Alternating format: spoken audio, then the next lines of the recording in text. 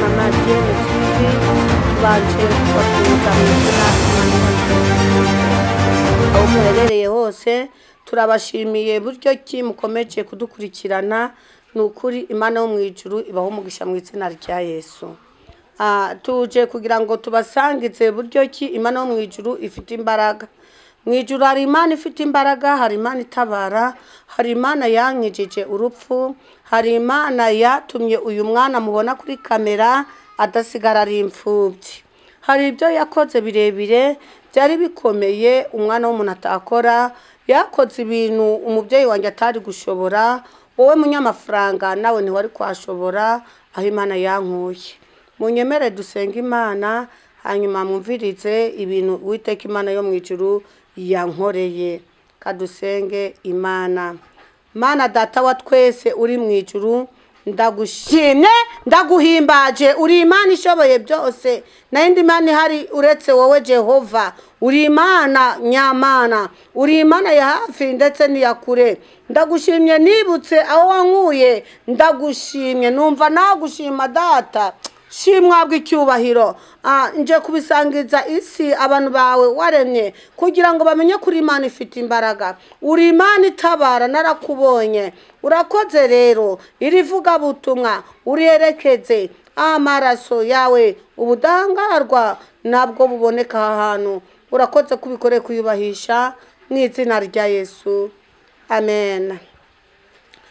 Ndabasuje mu izina rya Yesu Kristo aho muri hose amahoro y'Imana bane namwe. Nejejwe n'Imana mu mutima kuba inje imbere zanyu babwira buryo Uwiteka Imana mu ijuru kari Imana itabara. Mu ijuru hari Imana itabara wowe ukunyumva, mu ijuru hari Imana ikura abantu mu rupfu, mu ijuru hari Imana mbese yambika igabura itanga akazi, nawe waba umugabo wo kubihamya. Nje guhamya rero iby'Imana mu ijuru yankoreye. Imana nje kuvuga ahantu si Imana numvanye abandi, ahubwo ni Imana niboneye. Imana yakoze igikomeye mu 2016 rwose Uwiteka Imana naramubonye mubonesha amaso nkurikije ibintu yankuyemo. Muri uyu mwaka mbabwiye haruguru nawe n'ibibazo bitandukanye cyane kandi Imana imba hafi. Mwabantu mwe muri kunyumva munkurikirane mwumva ukuntu Imana ifite imbaraga ku mwana w'umuntu. Muri uyu mwaka rero mbabwiye kuri tariki 23 nibwo nahise mbwirwa ibintu, hanyuma itariki 19 nabwo binsohoraho, hanyuma igihe kigeze rero hanyuma Imana iza kubisohoza. Igihe cyarageze rero ngewe hano ku isi nari napfuye, hanyuma igihe kigeze ngikuzimu ntwawe n'abamama babiri bari inshuti zanjye. Ushobora kuba ufite inshuti zawe ari abantu babi, ari abarozi, ari abantu bakorana n'ikuzimu, wowe utazi abo aribo cyangwa se ibyo bakora. Abo bantu banjyanye kuzimu rero ngenda nzi ko ari inshuti. Mwigera ikuzimu mwababyeyi mwe bari kunyumva, bangejeje mu soko riremyemo inyama z'abantu. Nukuvuga ngo hano hasi hano ku isi nari napfuye, nari mfite uyu mwana yari afite amezi 4.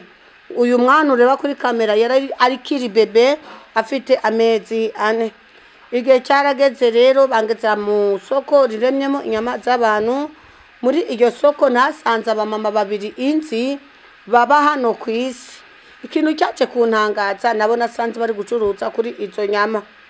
Narababajije ngo runaka kuki mwe mucuruza kuri izi nyama. Baransubije ngo mama Dieme nubwo watubonaga ku isi twe twirirwa muri iki gihugu cy'ikuzimu hanyuma tugataha ku isi. Tukiraho mwana w'umuntu Imana yaremye, Imana yo mu ijuru ishobora kuguha ubwenge utabukurikiza uko yabuguhaye ugasanga wibonye habi. Reba inshuti mu bana, niba izo nshuti ari inshuti nziza, atari umurozi, atari umusambanyi, atari umujura. Ushobora kugendana n'umujura ukaba umujura, ushobora kugendana n'abanyakuzimu nawe ukibonayo. Igihe cyarageze rero mbona bari gukubita umugabo, uwo mugabo agatabaza ngo mumbabarire sinzasubira mu rusengero. nk'ibyumva narashikutse mpita mvuga nti kuki uriya muntu we akubitwa. Hanyuma nahise numva imbaraga zije muri nge, ndavuga nti mu izina rya Yesu Kristo w'i Nazareti, jewe ntabwo nzavuga izina ritari izina rya Yesu. Nivuga iryo zina rya Yesu ikuzimu, ryahise ricagagura ingabo z'abadayimoni amaguru n'amaboko. Haleluya. Abanyumva rero ikuzimu ntabwo bajya bahangara kuvuga izina rya Yesu. Ikuzimu bavuga ngo ni izina rya wa mugabo. Wowe uri kunyumva uvuga izina rya Yesu ukajya kurisambanisha, wowe uri kunyumva uvuga izina rya Yesu ukajya kwiba, iri zina rizagucira urubanza. Abadayimoni na shitani batinya kuvuga iri zina rya Yesu kuko ni izina rifite imbaraga, ni izina ririmo umuriro, ni izina rikomeye, ni izina ryambika, ni izina ririsha, ni izina rifite imbaraga cyangwa se ubushobozi bwose. Igihe cyarageze rero numva hari umudayimoni witwa Cyubahiro, niwe uyoboye ingabo ikuzimu. Mbona ni ikigabo kinini cy'amahembe kije imbere zanjye kirambwira ngo ngaho hakana iryo zina tutari twagukubita. Nahise numva imbaraga zije muri nge, mpita mvuga nti mu izina rya Yesu Kristo w'i Nazareti ntabwo nzamuhakana. Igihe cyarageze rero numva aravuze ngo wowe niki twakwicisha kugira ngo unanirwe kuvuga iryo zina. Nge naravuze ngo iri zina rya Yesu niryo rirabica, nimudashobora kundekura nsubire ku isi. Uko navugaga rero izina rya Yesu niko ingabo z'abadayimoni zacikaga amaboko n'amaguru. Uko nari iyo ikuzimu rero hano ku isi, uyu mwana we yari yarasigaye ari bebe, bari gushakisha buryo ki bankingura. Bivuga ngo bakuye uyu muntu uvuga muri uyu mubiri umbonana, hanyuma hano ku isi babona ni ikibiri. Buryo umuntu agizwe n'ibintu bibiri, uyu muntu uvuga tena wambaye uyu mubiri. Waba ufite inshuti uzi neza ko ari umurozi, ndagusabye guhera iyi saha umenye neza inshuti iyo ariyo. Ndagusabye rero wowe munyakuzimu uri kunyumva, nawe ufite ibigirwamana garukiraho kuko ikuzimu nasanze ari habi. Ni ukuri niba uri no kwakorera uwakorera, ariko nuvuga izina ry'Imana Data uzagere kuzimu bazagukubita. Nasanze hari umubabaro mwinshi. Bacukuriye icyo bikuzimu bavuga ko bagiye kuntereramo kugira ngo nazagaruka hano ku isi nkabamenera amabanga. Baragicukuye, dayimoni Cyubahiro yategetse kunzirika. Bazanye ikamba rirerire cyane baranzirika, ategeka ingabo z'abadayimoni kuntereramo. Yabaze inshuro 3. Bamajije kumfata yahise avuga ngo mumuterere muri icyo cyobo. Bazanye ikarito bakuramo ipamba rimeze nk'ipamba ryo kwa muganga, barishize mu mazuru, mu kanwa no mu matwi kugira ngo nashobora kuvuga izina rya wa mugabo. Izina rya wa mugabo ni izina rya Yesu. Bano bari kunyumva baranteruye baranzunguza nkuko inaha ku isi baterura intumbi. Baravuze ngo rimwe, kuko sinari nshoboye kuvugisha umunwa, nanjye naravuze mu mutima ni Mana wibuke ko navuye ku isi nubatse Gisozi. Baravuga ngo 2, ndavuga ati wibuke yuko hari umuntu nambitse mu gitenge. Batari bavuga 3, ndavuga ngo Yesu warazutse. Haleluya. Hanyuma iri zina twizeye ryahise ribacagagura amaboko n'amaguru, bikubita hasi babibirema, n'ibintu banzirikishije byahise bicagagurika kubera mu izina rya Yesu. Nasanzemo umupanga, nsangamo umuriro, nsangamo ubudahangarwa. Muri iri zina harimo ibintu bikomeye cyane. Nyuma yaho dayimoni Cyubahiro yahise atinya nawe, numva arambwiye ngo uri muntu ki. Naramusubije ngo njyewe mfite Yesu. Uko nabivugaga iryo zina ryaramuteruraga rikamunaga hirya. Bivuga ngo waba uri mu kigeragezo runaka, hanyuma iryo zina iyo wowe urivuze ubusuzuguye cya kigeragezo rigumeho, kuko ni izina ritera imbaraga, ni izina ribana nawe mu kigeragezo, ni izina riguhumuriza. Waba rero uri mu kigeragezo runaka, wowe kumva yuko Imana nta kikumariye, nukomeza kwizera iri zina, Imana yo mwijuru izakuba hafi. Igihe cyarageze yanjyanye imbere y'Imana yo hasi. Muntu uri kunyumva, Imana yo hasi ni shitani. iyi mana yo hasi twaribona ni imbona nkubone. Iyi mana yo hasi yaramvugishije, numvise ambwiye ngo wowe uri muntu ki waje kugira ngo utwicire ingabo z'abadayimoni.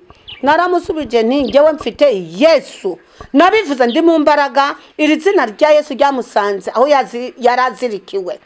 Ndakumenyesha ko ndagutangariza ko uyu shitani ariyo imana yo hasi. Igihe Yesu Kristo Nazareti yajyaga ikuzimu, yajyanye ikamba imanura n'amapingu, yaziritse Satani. Hanyuma hano mu maguru harimo amapingu, mu maboko harimo amapingu, hano mu maha harimo ikamba. Bivuga ngo ikamba rinyuze hano mu maha, agatima kiwe kahise kava hano mu bitereko kaza hano karerera. Nyuma yaho mbona arishitse cyane nkivuga izina rya Yesu, kuko imbere yiwe hari ikirori kinini cyangwa se ikiyo. Hanyuma kibaye kinini, hanyuma aravuga ngo uyu muntu mumunkura imbere kuko ndi kubona afite izina rya wa mugabo. Muntu rukunyumva nababwiraga yuko iri zina shitani nawe rata araritinya, nubwo ubona kuzanira ibigeragezo nawe ntambaraga afite ku mwana w'umuntu. Imana yo mu ijuru yiremeye ntawagishije inama. Igihe cyarageze rero numva aravuze ngo ndi kumva uyu muntu akomeje kuvuga izina rya wa mugabo. Bivuga ngo mu kigeragezo urimo komeza uvuga izina rya Yesu, Imana izagutabara. Komeza uvuga izina rya Yesu, Imana izakurengera. Ndagusabye wowe ukunyumva, izina rya Yesu ni ingabo yo kwa shitani ikomeye. Aratsi neza yuko iri zina rya Yesu rifite imbaraga. Komeza rero ubane n'Imana ishoboye byose, kuko ikuzimu nasanze nta migambi nta n'imirimo. Bantu bari kunyumva rero banjyanye ahantu h'umuriro utazima ngo niho bagiye kunshira. Nkiyagera nahasanze abantu batandukanye, nahasanze abagore, abagabo, abasaza n'abakecuru, abasore n'inkumi. Hanyuma nkiyagera naje kwasanga umudiyakoni wari ufite imirimo myiza akiri ku isi. Yari amaze amezi 3 amaze gupfa. Noneho twe tujya kwaririmbira tuzi ngo ni umuntu utashye ijuru. Mu by'ukuri waba mu itorero bakabona urukuririmba ufite amajwi meza, ukabyina bazi ngo ukubyinira Imana, nyamara ufite ibanga ry'abadayimoni. Uyu mudiyakoni nasanzeyo rero hano ku isi twabonaga ari umuntu w'Imana. Nkiyagera nyamusanga numva birambabaje, nahise mvuga nti se iri ni ryo juru bavugaga. Numva dayimoni cyubahiro arambajije ati uramuzi? Ndikiriza. Arambwira ngo nubwo wabonaga abadiyakoni n'abadiyakoneze ku isi, hari abo twabikije amabanga. Diyakoni uri kunyumva, ndagusabye ugarukiraho. Wowe ugifite uburozi, wowe ugisambana, ndagusabye garukiraho. Muririmbyi wowe ukirimbana ubwibone, wowe ugikuramo inda, garukiraho. Wowe usuzugura ababyeyi, wowe utumvira sko na nyoko, nukuri garukiraho, kuko ayo majwi yaguteye na majwi y'abadayimoni. Igihe cyarageze rero nararebye mbona arakebutse areba ahantu ndi. Numva aravuze ngo mama Dieme, wowe kuki uje muri iki gihugu? Naramubwiye nti runaka. Kuki wowe waje ufite imirimo myiza ku itorero ukaba warasohoreye aho? Numva arambwiye ngo burya hari icyo nari mfite. Dayimoni cyubahiro yahise amutegeka ati mwereke icyakugeceje aho ngaho. Hanyuma ahita afata agapfunyika k'uburozi arakanyereka. Tukiraho, wowe muntu wishe mu itorero umeranye ute n'Imana yo mu ijuru? Umeranye ute n'Imana ishoboye byose? Mbese niba uri umurozi uzajya he? Mbese niba uri umusambanyi, uri umujura w'icyacumi n'amaturo uzajya he? Wowe babwira ngo teranya ku turo ry'abashyitsi cyangwa se kuzimano ry'abashyitsi, ukitotomba uzi ngo uzabona ijuru. Nta handi uzajya hari ikuzimu nabonye. Nasanze rero ariho n'umujura, hari n'undi muntu wanywaga inzoga akiyandagaza. Abo nabo nari imbazi, nkibabona nabajije dayimoni cyubahiro ngo kuki uriya yari umujura kandi yarabakoreraga, none mukamwara muhembye umuriro? Yarambwiye ngo nibyo koko yari umujura. Icyo twamujijije afite abana bagiye muri ADPR mu baririmbyi banyu. Hanyuma igihe kigeze tubateje uburwayi, abaririmbyi banyu bagiye kutwirukana muri we, basanze uyu nyina iwe, bakiyamusanga bavuze ngo mu izina rya wa mugabo uyu nawe abivugaho. Yabivugiraga iki kandi ari inshuti yacu? Wowe munywa inzoga nyumva, wowe mujura nyumva. Iyo uri umujura ukajya mu itorero ry'abera kubabera abashyitsi, bavuga ngo mu izina rya Yesu nawe ukabivuga, uba wirunzeho amakara. Uwiteka Imana izakwanga, n'ikuzimu bazagukubita nuhagera, kuko wifatanyije n'abanzi b'ikuzimu. Izina rya Yesu umuntu urivuga nurivugira mu kuri, kandi anateganya kuzajya mu gihugu cy'ijuru. Wa munywi w'inzoga nawe bamutegetse kunywa inzoga, ariko nta bamubwiye ngo asinde. Mbatangarije ko mu ijuru nta basinzi bazajyayo, n'ikuzimu banga abasinzi. Wabyibatsa gute? Uyu muntu azajya he? Wowe unywaga inzoga ukiyandagaza uzajya he? Impamvu ijuru ryanga abasinzi, ijuru ntoryemera abanywi b'inzoga. Hariya ikuzimu ho bavuga ngo unywe inzoga ariko unywe gake, kuko iyo umaze gusinda uhereza Satani urwaho, hanyuma ukamutesha umutwe ukajya kumena amabanga. Niyo mpamvu yanga abantu basinda. Wowe rero musinzi, kuzimu uzahabura, n'ijuru uzaribura, uzaba umwuka mubi wo mu kirere uzerera. Garukiraho rero wowe munywi w'inzoga. Igihe cyarageze rero, ndakomeza ndagenda, bangetse ahantu batangira amafaranga. Aho hantu rero narageze, numva barambwiye ngo wowe itegereze, niwemera gukorana natwe turaguha amafaranga. Igihe cyarageze rero, mbona abantu babiri bavuye hano kuri iyi si yacu batsi kuzimu. Bahise bazana ameza maremare cyane, bashyiraho isanduku yitwa mari. Bazana n'igitabo kinini cyangwa se ikaye nini n'ikaramu babishyiraho. Bahise bazana intebe z'imyeru bazishyira hirya yaho. Abo bagabo baraje bababwira ngo ni karibu mu gihugu cyabo. Nyuma babicaje kuri za ntebe, ukuntu bamanutse muri iki gihugu, bari bambaye amakanzu y'imikara, bari bambaye ibitambara mu mutwe byitwa ibiremba. Ibi biremba ni abantu bakunda kubyambara, bahishe mu maso hose, hanyuma bareka yano maso gusa, ariko utari kubona isura.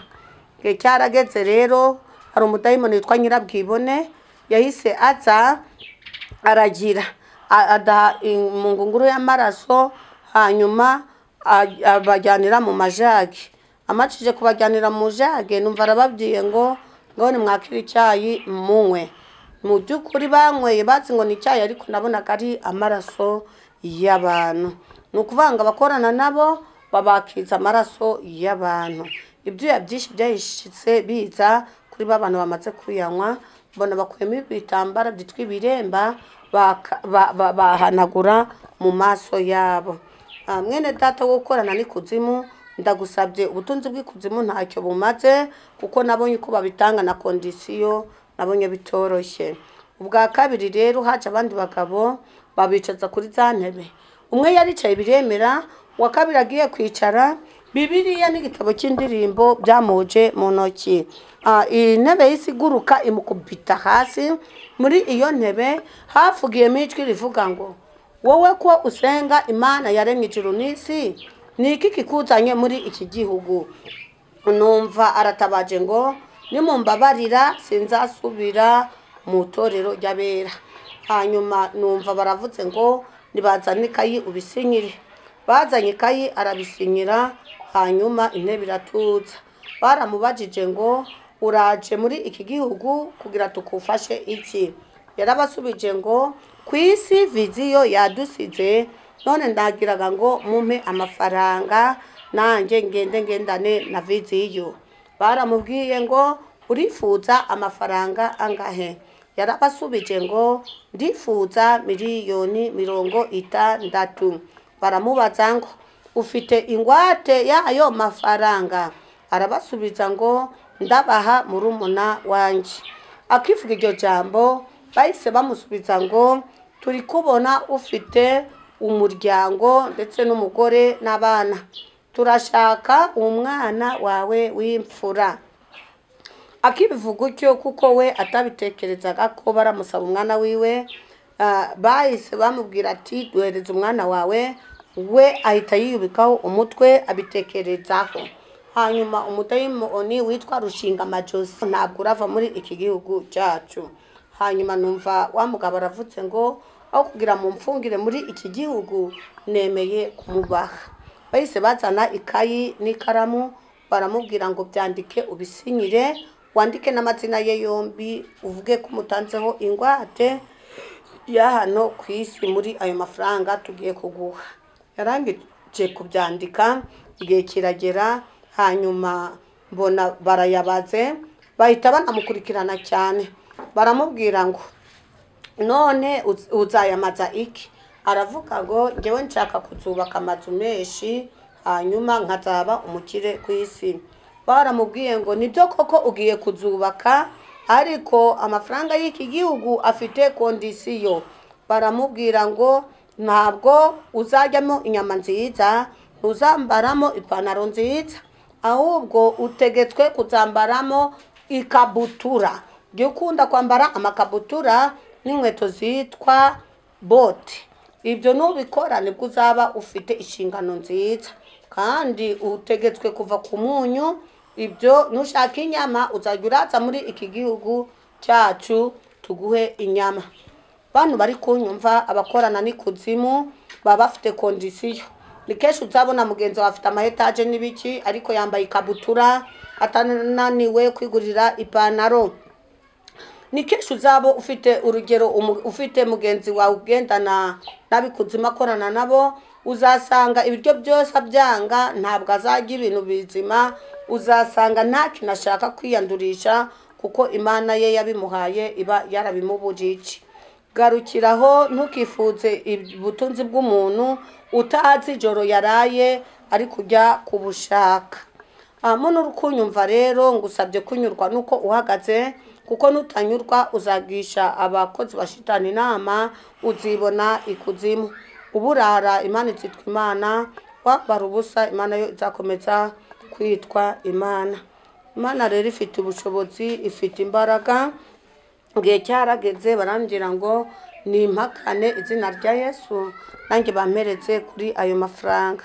Ese mvuga nti mu izina rya Yesu ntabwo nzahakanira izina, kuko n'abantu muri guhereza amafaranga nta n'umwe mwemereye kuryamo inyama nziza cyangwa se kwambaramo umwenda mwiza. Igihe kigeze barambwira ngo noneho ubwo tunaniye, reka noneho witegereze buriya. Bamuhaye igi, wa mugabo wemeye gutanga umwana, igi mbona agize amakenga ararifata, mbona aravuze ngo none muri iri gi harimo iki? Baramubwira ngo shira ku meza urebe ikirimo. Umugabo yashyize igi ku meza, rirazunguruka cyane, mbona rirazungurutse, igi ryarapasutse, hanyuma havamo ikintu cy'ikiyoka kinini cyane gifite amahembe ane. Cyari gifite mu maso nk'ay'abantu, ariko uruhu rwacyo ni madowa. Cyarazungurutse ayo meza, hanyuma kikimara kuhazunguruka kigira nk'ipine. Hanyuma wa mugabo baramubwira ngo witegereje ikirimo. Mugabo nawe yarishitse akibona n'inzoka ivuyemo, aravuga ati ngewe ntabwo ndajyana inzoka. Baramubwira ati uyu ni umugabo uri kuguha amafaranga, ntabwo ari inzoka. Hanyuma baramubwira ngo nutemera gutunga uyu mugabo wawe, ntabwo wemerewe gukora kuri aya mafaranga. Muntu uri kunyumva, wakifuza ubutunzi bwa runaka nyamara utazi icyo afite mu cyumba cye. Baramutegetse ngo nibyo koko kwisi uzubaka, ariko nubwo uzubaka amazu menshi hirya no hino, ariko bizitirirwa kuba ari ibyawe, ariko nta burenganzira uzaba ufite bwo kwagurisha. Baronga bamubwira ngo hari inzu uzubaka ahantu ushaka, uzashyiramo ibyumba ushaka, ariko hari icyumba kimwe uzasigaza, hanyuma nitwe nawe tuzajya duhuriramo. Yahise avuga ati none ko mumbwiye gutyo umugore ntazakiraramo? Baramubwira ngo birabujijwe cyane kuzagezamo umugore cyangwa se abana. Baramubwira ngo birabujijwe cyane kuzagira ngo wowe ujyanemo umwana wari we wese, keretse wowe natwe tuzajya duhuriramo dukoranemo inama. Hanyuma igihe kigeze baramubwira ngo ngaho uzajya ufata ibase itukura ushyiremo irigi. Bamuhaye n'umuti, hanyuma baramubwira ngo iki gitambara tugoye, babaye igitambara kera, bamubwira ngo nagishyire hejuru y'ibase. Yagishize hejuru y'ibase, bamubwira ngo azagategereza iminota 40. Nyuma y'iyo minota azajya asanga ibase yuzuyemo amafaranga ashaka. Muntu w'Imana agarukiraho, nyurwa no kuhagaze, kuko nutanyurwa no kuhagaze Imana yo mu ijuru izakureba nabi. Nakubwiye neza yuko ari abantu batunze ubutunzi bwo kwa shitani, n'ahantu babutangira nakezeyo. Kuba nkennye suko ngewe ntashoboye kuyazana cyangwa se ntari gushobora gukira nk'abandi, ariko nasanze ubutunzi bwo hasi nta mbaraga bufite, n'ibintu bya kondisiyo. Kurikira Imana yaremye ijuru n'isi, niyo ifite ubutwari ku buzima bwawe. Cyarageze rero baravuga ngo niba ntemeye ngo bagiye kunyica. Nese mbabwira nti ntabwo nzemera kugira ngo ngewe nkorane namwe, aho kumundangira inzira ijya ku isi nsubireyo. Barambwira ngo ntabwo turemera kukurekura utazatumenera amabanga. Igihe cyarageze bakura inzoka nini cyane, numva iravutse ngo ndaje uwo mujinga mbonane nawe. Mu by'ukuri cyaraje gihagaze nk'abantu, kiraza gifite amahembe 4 mu ruhanga. Kigeze imbere zanjye kirambwira ngo wa mujinga we, wowe uri muntu ki? Naravuze nti ngewe mfite Yesu. Ndagusabye kujya uhamya izina rya Yesu, haba mu bigeragezo haba mu bibazo, izina rya Yesu ujye urarihamya. Nkivuga iryo zina cyahise kimbwira ngo ngere imbere zawe warangije kundamya cyangwa kuvuga izina rya wa mugabo. Muntu uri kunyumva izina rya wa mugabo ni izina rya Yesu. Nese mubwira nti ngewe sinzamuhakana.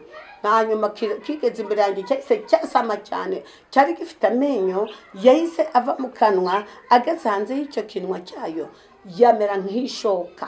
Muntu uri kunyumva ku isi, ayo menyo yacyo yarameze nk'ishoka. Ishoka ni ishoka yasa inkwi. Bivuga ngo cyanyerekaga ayo menyo kugira ngo nyine ntinye mpakane izina rya Yesu Kristo w'i Nazareti. Igihe cyarageze rero kirambwira ngo wambonye, ndavuga nti yego. Kirambwira ngo ugiye kundamya cyangwa uramye izina rya wa mugabo mite nkumira ngewe. Nahise ntekereza mu mutima, kuko dufite Imana yo mu ijuru ireba ibyiherereye. Narayibwiye ni rero mbabarire ngewe ngiye kwipfuka mu maso, mvuga izina rya Yesu, nunkiza urabukoze, nutankiza kikemera kumira nta kibazo, nzapfe ari uko ngewe nanakura mici. Nese nkibwira nimbabare nipfuke mu maso, kirabwira ngo ipfuke. Nese mfuka mu maso ndavuga nti mu izina rya Yesu Kristo w'i Nazareti ntabwo nzamuhakana. Nakomeje kwipfuka mu maso ngira ngo nikimira kimire ntari kureba. Numvise amaze umwanya ntako cyamize, nese nkuri intoki mu maso ngiye kureba impamvu kitamize. Nagiye kureba nsanga iri zina twizeye rya Yesu ryagicagagwemo ingeri. Hanyuma hirya no hino aho byagendaga, nabonaga umuriro uvuye mu ijuru gatoga ku gice, hanyuma kiyoka kikaka. Haleluya, haleluya. Mu ijuru hari Imana itabara, mu ijuru hari Imana ifite imbaraga, mu ijuru hari Imana ifite byose mu kuboko kwayo. Nabwiraga abanyumva rero, wowe ufite ikigeragezo runaka, komeza ugume ku Mana, mu bukene bwawe guma ku Mana, shaba baragusuzugura bikemera guma ku Mana, nubwo waburara, nubwo nanze ufite guma ku Mana, nubwo abandi mwigiye hamwe bamwe bafite akazi abandi barakabonye nawe urakabura, baragusuzugura, bari kukwita imbwa, bari kuvuga ntacyo uzageraho, guma ku Mana. Imana ntayitakura umuntu. Ndakubwiza ukuri, Imana yandindiyeyo. Igihe kigeze yohereza abamarayika baza kunkurayo, hanyuma nasanze n'umwana umaze imyaka 12 mwigisha izina rya Yesu. Igihe kigeze aje abadayimoni bari bamukubitaga, umwana agatabaza ngo wallahi akibaru.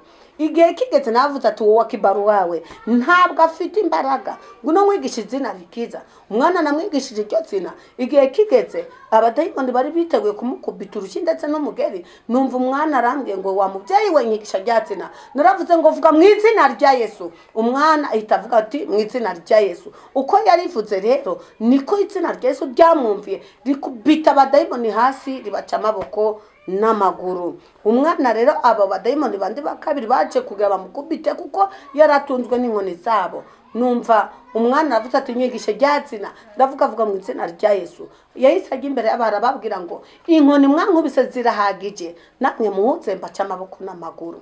Haleluya. Bivuga ngo rero igihe wabereye mu kigeragezo kirahagije, igihe waburariye kirahagije mwana w'umuntu, igihe waburiye akazi kirahagije, ibigeragezo bikusatiye n'ibintu urimo byose byatumije uhakana Imana, byatumije wumva ko Imana yakuretse. Imana suko yabuze itike ngizi gutabare, Imana suko yabuze ubushake bwo kugutabara. Ndagusabye garukiraho wowe uri kuburara, wowe wabuze icyo kwambara, ndagusabye garukiraho. Imana yacu ni Imana ifite imbaraga, nukuri nukomeza kuyigumaho Imana izagutabara.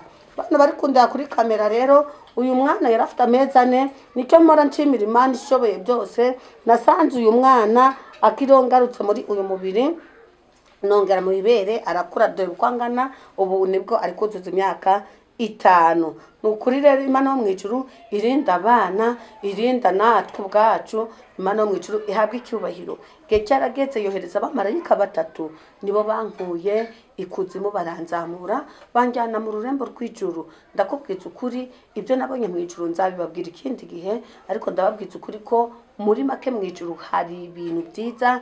Korera Imana, ukorera ijuru. Nasanze gukorera Imana nta gihombo kirimo. Mu ijuru ni ahantu hatava izuba ryinshi, nta mvura, nta mbeho, nta muyaga, shaho nta n'imisozi iriyo, ntabwo bwira. Ni ahantu heza cyane, ni ahantu harambuye, hateye umucaca mwiza, hari imbuto, hari amadepo. Mu ijuru nawe ufite yidepo uri kuburara, ejo Imana igushyiriye miryo urariye mu izina rya Yesu. Humura, ibintu byose biri mu ijuru, ndetse n'amazu Yesu Kristo yubakiye abe nawe harimo ni yawe. Wuhumura nubwo urukuzerera ugukodesha, mureke duhumure twizere Imana yo mu ijuru yubaka amazu. Nasanze yarubakiye abantu, icyama ugakorera ijuru kazajya hariya. Mwebwe mwabapfakazi mwe muhumure, mugume ku Mana. Hari intebe iruta izindi nabonye zitegereje abapfakazi bemereye gukorera Imana batishushanya, barinze umubiri wabo bakarinda n'iby'Imana. Mu ijuru nabonye intebe y'abapfakazi. Ndagusabye ugarukiraho kugira uyikorere. Korera ubwiza bw'ijuru nabonye, korera amahoro nabonye. Muri make mbabwije ukuri ko ijuru ni ryiza. Nabonye no ku buzima 4 bihora bihimbaza Imana, nta kandi kazi bihimbaza Imana. Mbese witeguye kwicara kuri ya ntebe? Mbese witeguye kugira ngo nawe uzagere mu rurembo rw'ijuru? Nukuri nzababwira ibikurikiyeho nyuma. Gusa amahoro y'Imana bane namwe. Garukiraho rero, waba wari wageragejwe n'ubukene, wari warageragejwe no kwambara ubusa, abapangayi namwe mukomere. Nasanze mu ijuru hari y'amazu, iyubatse inzu yo mu ijuru iraje kubakire nano kwisi. Bipfa kuba ubanye n'Imana neza. Nawe wowe utabyara, garukira Imana yo mu ijuru ije kukunezeza, niwemera ikakuyobora. Murakoze cyane rero, Imana yo mu ijuru ntacyo wayishinja. Nanjye ndi kuri iyi kamera mbabwira Imana yankoreye, kandi nzakora n'ibindi.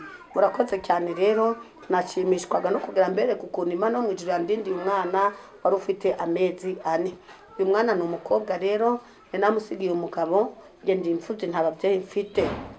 Nukuri ibyo rero ni ibitakaza Imana yo mu ijuru yaremye. Imana yo mu ijuru ikomeze rero baho umugisha.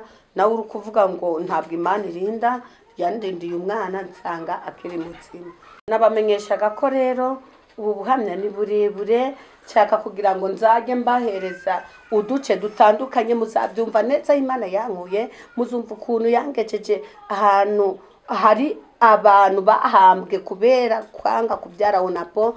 Nzababwira buryo ki nageze ahantu bakorera amavuta ava mu nyama z'iminja, nzaza mbibabwire. Hari uduce dutandukanye nzongeraho. Imana ikomeze baho umugisha. Muzabikurikira abantu bari kunyumva. Nawe uri guhindura uruhu rwawe ngo n'amavuta, hari amavuta ahindura uruhu ari kuva mu nyama z'impinja. Muzumva ibirungo biva mu mikondo y'abana, mugiye kuzumva byose. Gusa mbasabye kugira ngo musabe Imana imbabazi ababiguyemo. Nawe ubanga kubyara, Imana yaravuze ngo mubyare mukanga, Imana yo mu ijuru mufitanye urubanza. Murakoze cyane rero abari bankurikiye. Nukuri pe narinje kugira ngo mbereke ko Imana yo mu ijuru izi kurinda. Iyo bahita bankingura imba nararangije gupfa, wenda n'uyu mwana ntabahari, ariko umwana narasanze yararitse byararangiye. Ariko nawe ngiye kumuyibere, dore umwana wanjye rwose mumukurikirane kuri kamera. Ni umwana w'umukobwa yitwa impinga nzima itetero vainqueur. Ubwo rero hari n'undi Imana yanyongeje n'ubundi, ni ukuri Imana yo mu ijuru yabwa icyubahiro, yanyongeje ubundi w'umuhungu nawe afite imyaka 2. Kandi mbabwire yuko ngiye nk'ivi kuzimu, umugabo yarantinyaga, najyaga kumupfumbata agata akaboko, hanyuma nkumva aravuze ngo mbabarire, urabizi ndagukunda ariko ntunkoreho. We yamfataga nk'ikizimu mu nzu. Abana banjye bose barantinyaga, abaturanyi mu rusengero hose barantinyaga, ariko Imana yo mu ijuru yashakaga kuzihesha icyubahiro. Imana irambwira ngo genda ujye kumvugira.